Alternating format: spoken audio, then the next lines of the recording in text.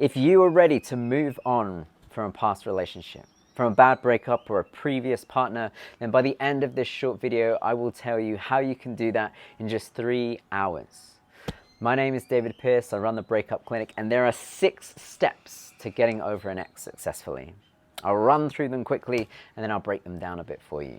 Step 1 is to embrace the emotions. Step 2 is to understand the underlying stories.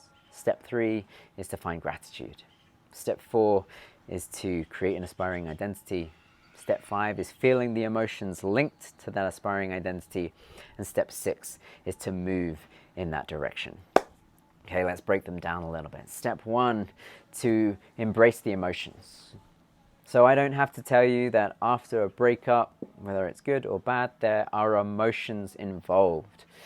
And whilst people may say to just distance yourself from them, to distract yourself from them, maybe to medicate against them, I would disagree. See, it's only by embracing the emotions that we get the opportunity to digest them.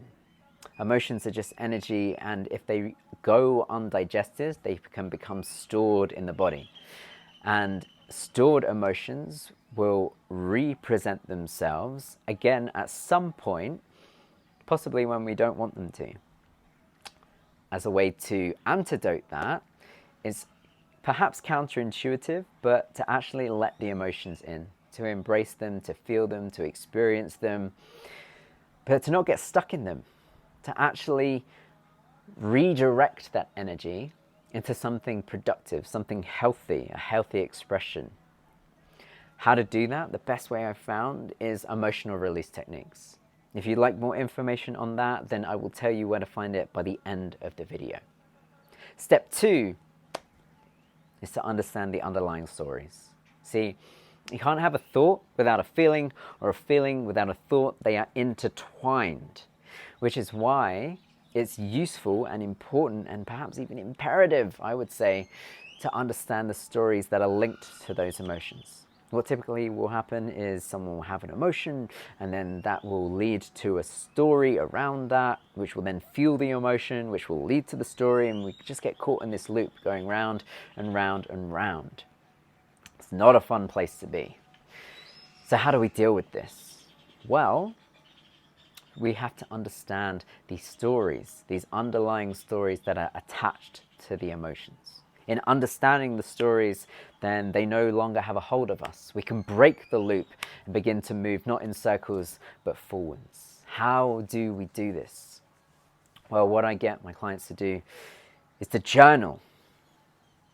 Journaling is a great antidote to getting stuck in stories. Rather than getting caught in thought loops, actually writing it down, exploring those thoughts, seeing where they go, really fleshing them out so we can begin to understand them more fully. And by doing this through journaling, you can sometimes, quite often actually, end up somewhere completely unexpected. This leads to step 3, finding gratitude. See, in learning to deal with the emotions properly, to then understand the stories attached to them, we could begin to find gratitude for what's happened. And this sounds perhaps counterintuitive, perhaps even undesirable. You want me to find gratitude for this horrible experience that I've been going through and this person that did all of this to me? Strangely, yes. See, in understanding the stories, there is a nugget of wisdom in there. There is something to learn, something positive, something to gain, even though it may not feel like it at the start. Gratitude is the ultimate emotion of acceptance. It's saying that something wonderful has happened, or something wonderful is happening. And in finding gratitude for what happened, it is a declaration that we're ready to move forwards rather than being held by the past. And I don't just mean to think grateful thoughts or to write down grateful words. I mean to actually express these out loud, verbally, vibrationally, to actually become that gratitude, because that is the declaration. That is saying that you're ready to move on, to move forwards, to not being held on by the past. And this is where step 4 comes in, creating aspiring identity.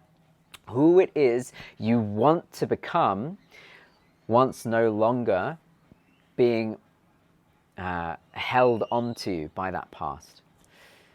In creating an aspiring identity, we get to decide who it is we want to be, having learned from the experience and gained the wisdom, that person we want to become moving forwards, the life we want to live, the future we want to have.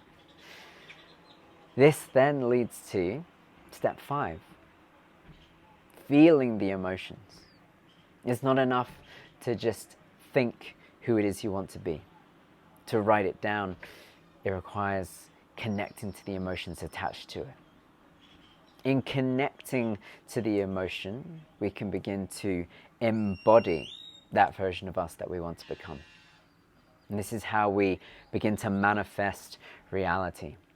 Manifestation is not about getting something, it's about becoming someone who is worthy of the things that we want to get. Who's worthy of being in that space where those things happen, where those things reside.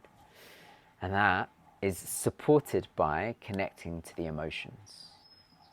This then leads to step 6, which is taking action. Because it's not enough to just think it. It's not enough to just feel it.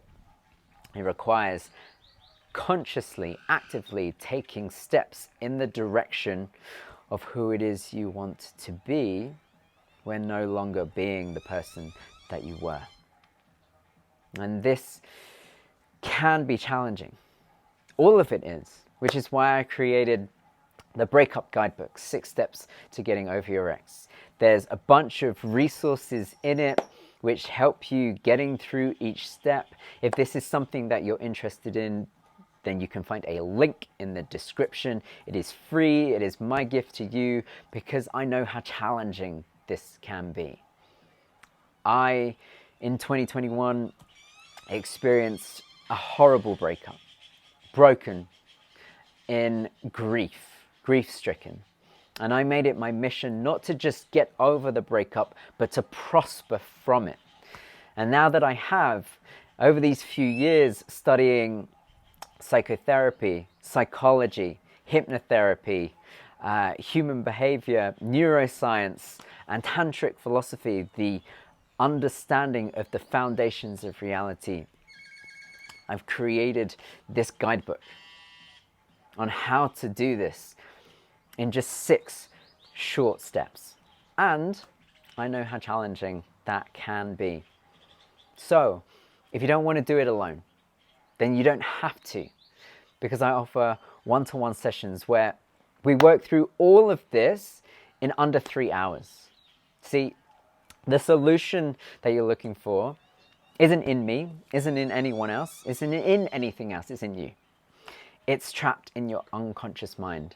And the challenging thing is we're trying to access it with the conscious mind, with the thinking analytical brain, and there's something missing.